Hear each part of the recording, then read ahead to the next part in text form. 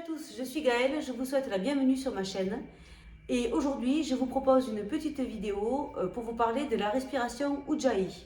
En fait, cette respiration est une respiration qu'on met en place dans la plupart de nos flows de Vinyasa.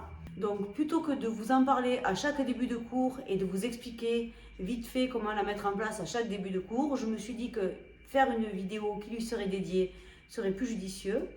Comme ça, vous la regardez, vous apprenez ce que c'est, vous apprenez à le pratiquer et quand on fera nos flows, vous serez déjà opérationnel.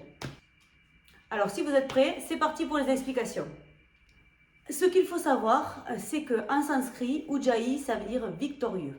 Alors, on l'appelle donc la respiration victorieuse. Mais certains l'appellent également la respiration de l'océan ou encore la respiration de Dark Vador à cause du bruit très caractéristique qu'elle émet quand on la pratique.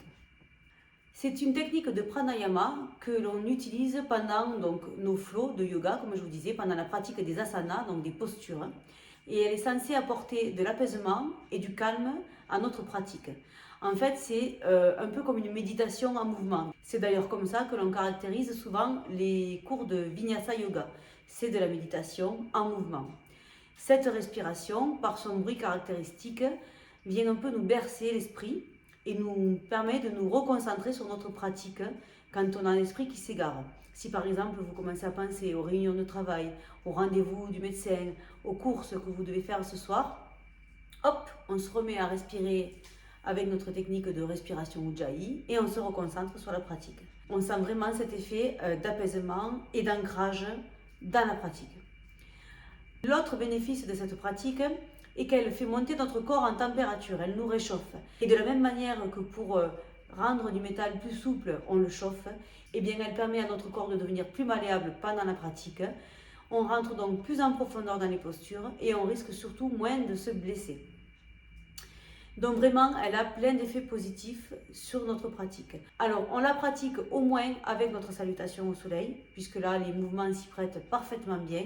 Et si on peut, on essaie même de la garder tout au long de notre flow. Ce qui n'est pas forcément évident, mais comme je vous le disais, même si notre esprit s'égare, hop, on peut y revenir, comme pour la méditation classique. Maintenant, je vais vous montrer la technique pour la pratiquer. Ce qu'il faut savoir tout d'abord, c'est qu'en yoga, on ne respire que par le nez. Pendant les asanas, on ne respire que par le nez. On peut respirer, on peut expirer parfois par la bouche quand le prof vous le dit, entre deux blocs ou peut-être à la fin du cours par exemple, pour relâcher un petit peu la tension. Mais en tout cas, pendant les pratiques des asanas, on ne respire que par le nez. Et cette technique de pranayama n'échappe pas à la règle. Donc on prend de grandes inspirations par le nez et on expire profondément par le nez également.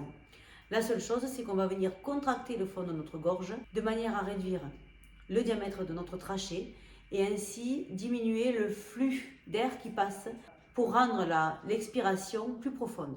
Alors, si vous ne comprenez pas ce que veut dire contracter le fond de sa gorge, il faut que vous imaginiez que vous avez une vitre et que vous voulez faire de la buée, comme quand on chuchote également.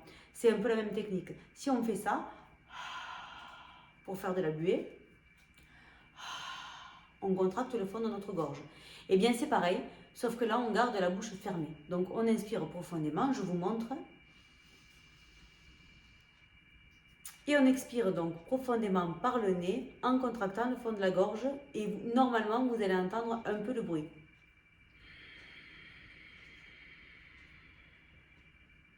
Voilà. Alors je ne sais pas si vous l'avez entendu, moi je l'ai clairement entendu. D'ailleurs ça fait bizarre parce que des fois on a l'impression que c'est très fort et que tout le monde va nous entendre, ce qui peut être le cas. Et ce n'est pas grave puisque à force de pratiquer, ça deviendra de plus en plus silencieux. Voilà comment on met en place cette respiration.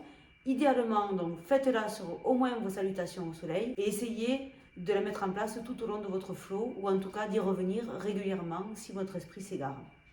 Et j'espère que vous en sentirez rapidement les bénéfices. Maintenant, vous êtes parés pour attaquer mon premier cours qui sera mis en ligne ce week-end. Il s'agit d'un cours débutant Vinyasa, donc de 30 minutes à peu près. Je vous parle justement de cette respiration au début du cours. Maintenant, je n'aurai plus besoin de le faire sur les autres vidéos puisque vous avez cette vidéo dédiée. Donc, je vous invite à visionner celle-ci en premier et à aller faire le flow ensuite.